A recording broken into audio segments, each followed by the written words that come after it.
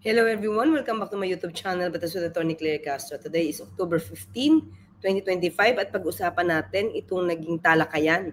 Makikihiram tayo ng video ng Facts First ni Christian Esguerra at pakinggan natin kung ano mga saloobin at ang mga opinion at ang nakikita nitong si Senator Trillanes patungkol kay Mayor Magalong.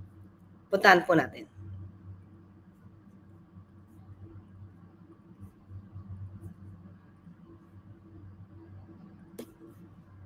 Of the biggest stories recently about the ICI had to do with the resignation of Mayor Magalong. Nagkaroon sila ng sagutan ni Paras Press Officer Claire Castro. Pero related ito sa binabanggit ninyo, no?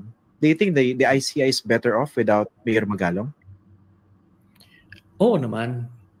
Kasi skewed yung investigation niya eh. Yung maraming factors, no? Unang-una, na nababalita, and in fact nasa open sources na isa si Magalong na tinutulak na bilang part ng transition council na papalit in case i-oust si President Marcos.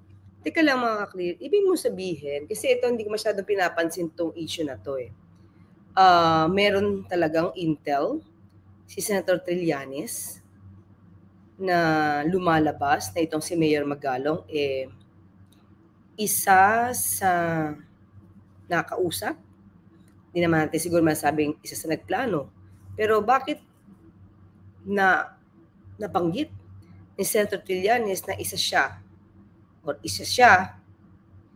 siya mismo ang papalit kapag ka nagkaroon ng transition, kapag ka natanggal si Pangulong Marcos Jr.? Parang hindi siguro yun naaangkop kung talagang nagbabalak sila na patalsikin ang ating Pangulo sa kanyang pwesto. Well, tingin ko may point doon si Senator Trillanes kung talagang may natanggap siyang intel kasi sabi may open source patungkol dito. Well, nababalitaan na natin yan mga kapatid. Nababalitaan na natin yan. Kaya lang sabi ko hindi ko na-take up until ito si Senator Trillanes mismo ang nagsabi patungkol dito. Kasi nung nakita natin at nabasa natin ang isang article patungkol dito, nung tinanong si Mayor Magalong, ay parang hindi naman siya nag-deny. Ang dineny lang niya ay yung destabilization. Okay? Puntahan nga natin dito, mga ka-clear. Sandali lang.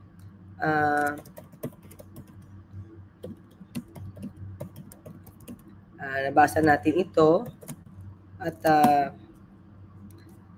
ito yung sinabi niya mga clear. Okay, puntahan natin ha. Okay. Alamin nga natin kung ano ang sagot dito ni Mayor Magalong. Okay.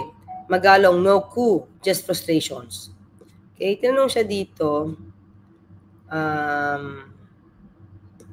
a rumor swirl that he is being eyed to head a civilian military junta.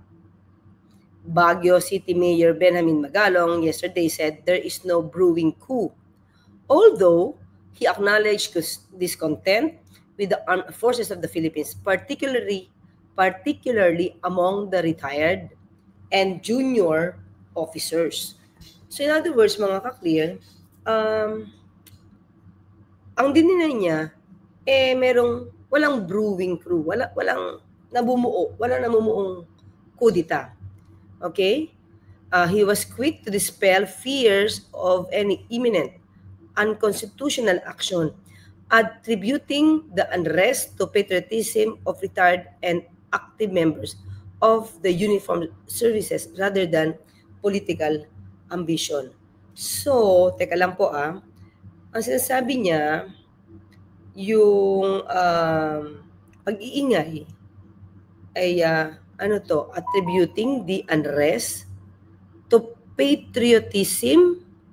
So yung pagtatawag, sabi naman niya wala naman daw namumuong coup pero may discontentment. So yung pag-iingay ay act of patriotism nitong mga retired and active members active members, mga actors. So, ibig sabihin, may alam si Mayor Benjamin Magalong patungkol dito. Ito kaya ay kahit papano ay na-inform niya ang mga kasundaluhan sa pamumuno ni General Browner? Kasama ba siya? Isa ba siya sa nag-reveal na ito na namamuong discontentment ng mga retired and junior officers? Ayan, sabi niya, I myself have personal experience. Okay? The stars, okay, referring to the conversations and encounters that shed light to the frustration. So, may alam siya, mga ka-clear. May alam siya, personal experience niya about frustrations brewing within retired and active military and police circles. Ano to? Ito ba yung nangyari before o yung nangyari ngayon? Diba? O nangyari before during the time of Gloria Macapagal Arroyo? President Gloria Macapagal Arroyo? But he emphasized that these sentiments are not politically driven. So, in other words, may alam siya. Hindi niya dinideny. At mukhang hindi niya rin dininay dito, tama, na siya he is being eyed to head a civilian military junta.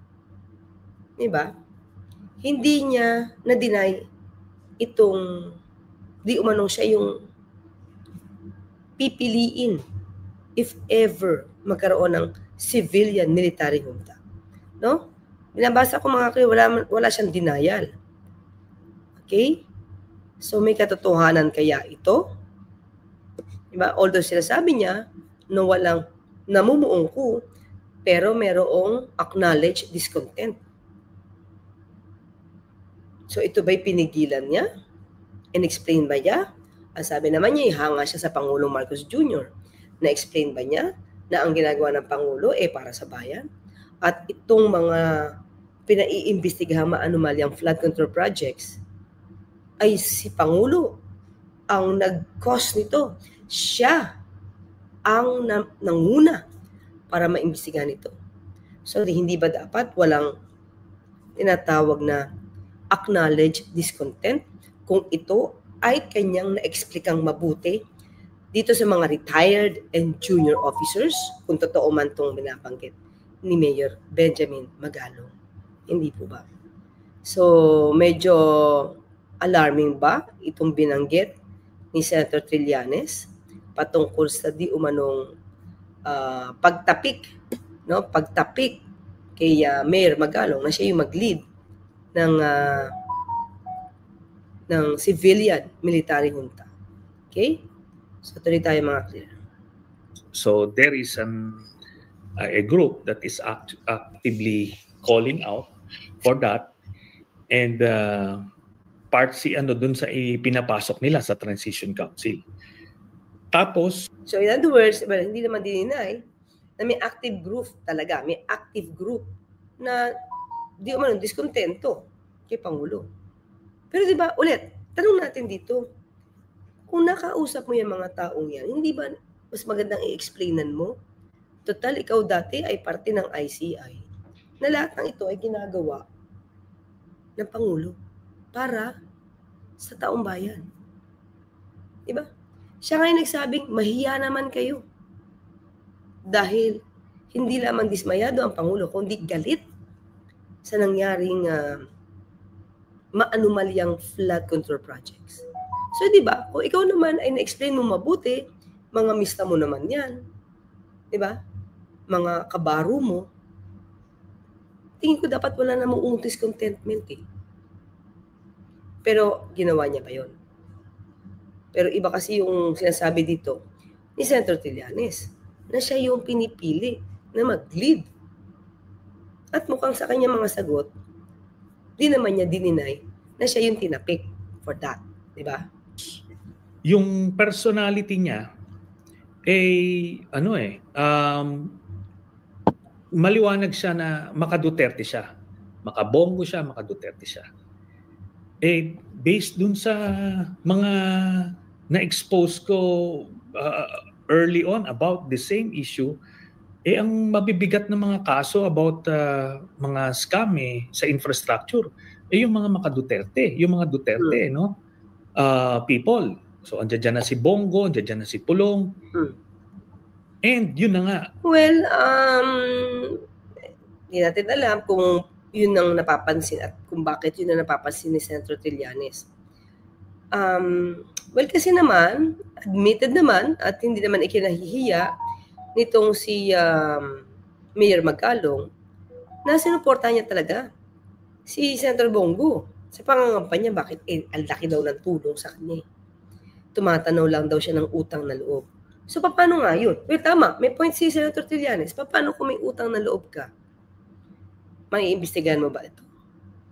Maiimbestigahan mo ba yung mga projects sa Davao City? Maiimbestigahan mo ba yung mga trabaho ng kumpanya ng tatay ni Senator Bongo? Kung ikaw ay may utang na loob? Siguro yun lang yung pinopoint dito ni Senator Trillanes, di ba? Kasi kung ikaw ay nasasabing DDS, Duterte supporter, mas lalo siguro ipakita ni Mayor Magalong na wala siyang sinisino. Kahit ito ay Duterte o kahit ito ay Piglawan, Dilawan, whatever color the officers or the officers or the projects will be, pwedeng imbestigahan. Pero, well, may nakikita kasi at napupuna itong si Senator Trillanes. Meron siyang, sinusubukan ko yung ano niya yung integrity niya. Kasi talagang nag-confide siya sa akin about that track netting issue. Talagang sinabi niya yung mga mga research niya, investigation niya. I was waiting for him to open with that. Na alam mo hanggang ngayon, ilang beses ko na challenge, sabihin mo kung sino yung nasa likod ng track netting. Kasi bakit nga ba? Matagal niya ito sinasabi, ba't hindi niya isa publiko? Tignan mo si Mayor Vico ayoko na i-compare. Pero umpisa pa lang, pag alam niyang meron siyang matibay na ebidensya, di naman siya natatakot na isiwalat ito sa publiko. Wala siyang tinatago. Diba? So, ano bang meron dyan sa racknetting? Sino ba dyan? Kasi parang panahon pa ni dating Pangulong Duterte, issue na yan Diba? Issue na yan.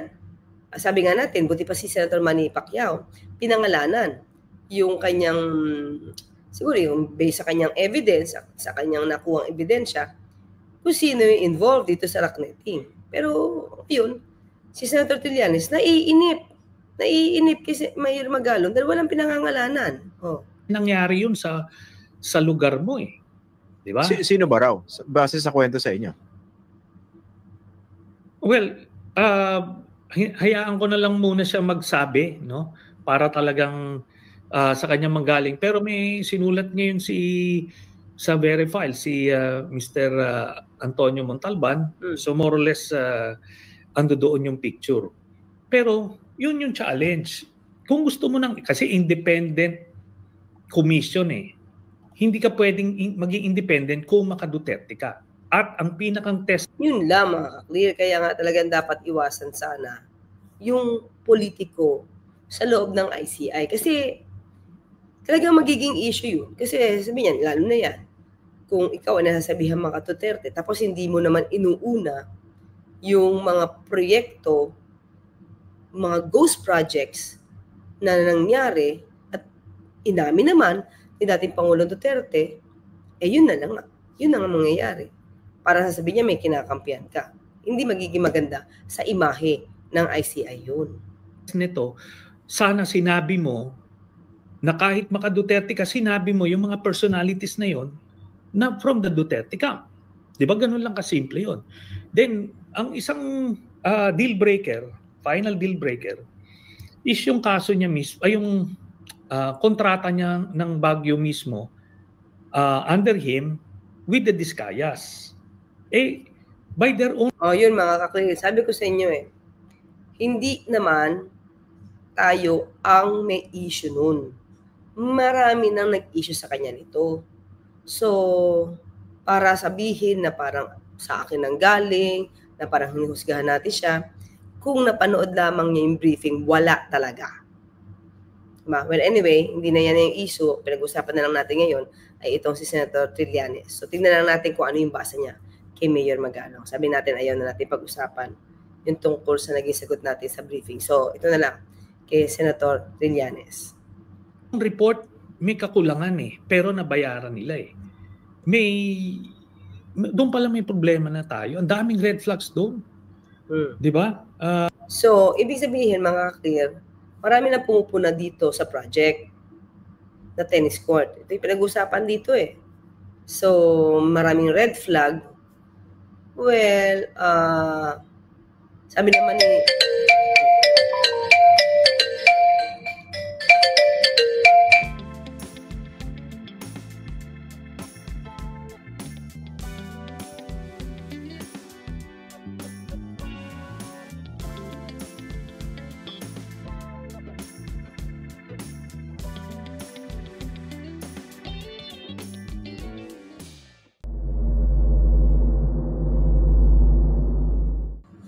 Yes, ito rin na sinabi natin.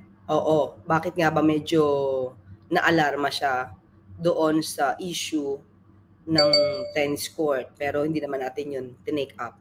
Pero dito, kay Senator Trillanes, ay meron nga, sabi nga, na bakit parang napaso siya at medyo napikon siya doon sa issue ng tennis court. Pero sabi nga natin, matagal na to bago pa ito dumating sa na issue at naibanggit dito sa press briefing. Nabanggit na to siguro mga 6 days before or 6 days ago. Kumalat na to sa news. Bagamat kabubukas pa lang noong 30 ng Mayo ang bagong tayong tennis court at parking building sa Baguio Athletic Bowl, nagbabakbak at nagkabutas-butas na ang ilang sahig ng tennis court. Kaya naman ang tennis player na si Alias June, minabuti mo ng huwag maglaro. Nakikita mo naman siguro part lang ng hindi naman perfect yung... Siyempre may kailangan bago. Ang nasabing gusali, sinimulang ipinatayo noong ika-6 ng Oktubre taong 2022 at nagkakahalaga ito ng 110 milyong piso. At ang kontraktor, ang St. Gerard Construction na pagmamay-ari ng mga diskaya na nasangkot ngayon sa mga maanumalyang flood control projects. Dahil dito, kwenesyon ng ilan ang pagiging special advisor ni Mayor Benjamin Magalong sa ICI. Agad naman nagpaliwanag dito ang alkalde.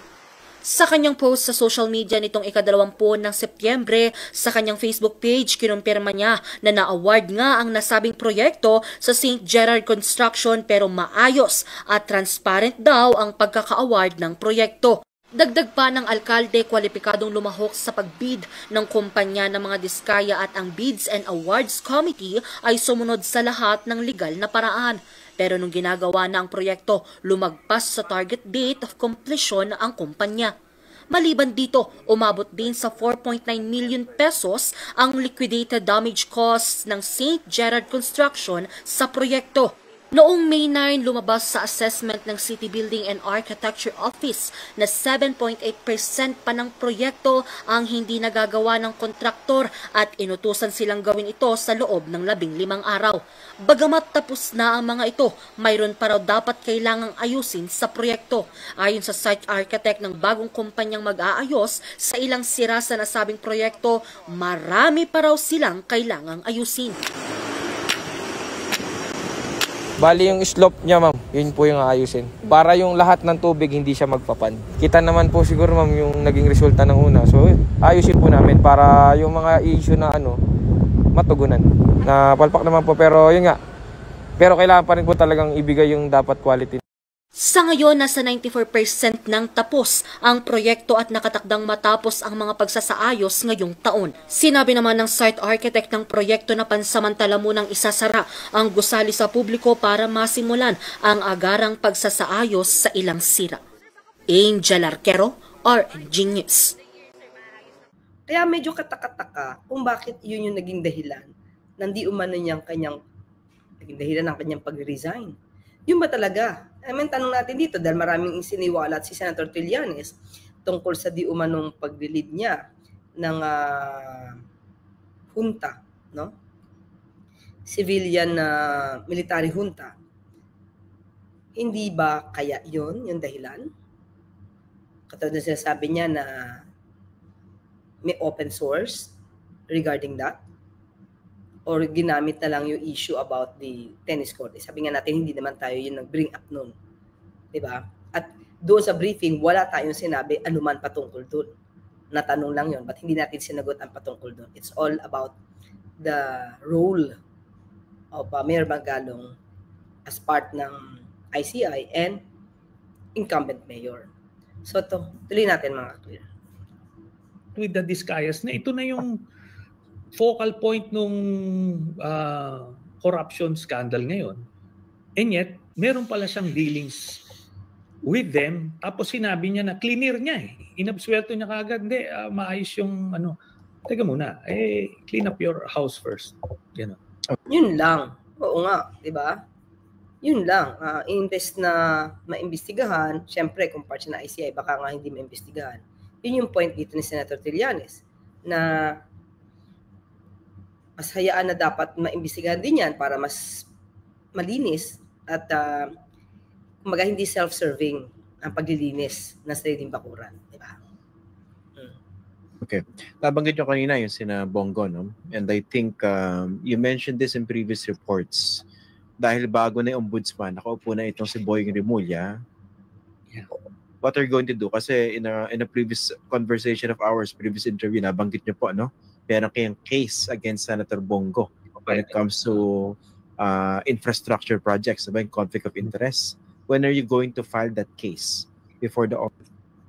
Okay, siguro mga actually yun lang, no? Ang pinag-usapan lang naman natin dito kung ano yung take niya kay Mayor Magalong at yung sinabi niya na may source na itong si Mayor Magalong ay di umano ay talagang kasama sa grupo at patungkol dito sa binalak na civilian military junta at siya pa nga daw di umano ang tinapik para mag-lead dito. At kung magkakaroon man ng transition, siya po yung mamumuno. Okay? Yun lang po ay ayon sa sinabi ni Senator Trillanes. So hanggang dyan lang po muna. Hanggang sa muli, magkita at magkarinigan tayo. Ako po sa Tony Claire Casting Papalalang, magtulugan, inyong karapatan. Bye!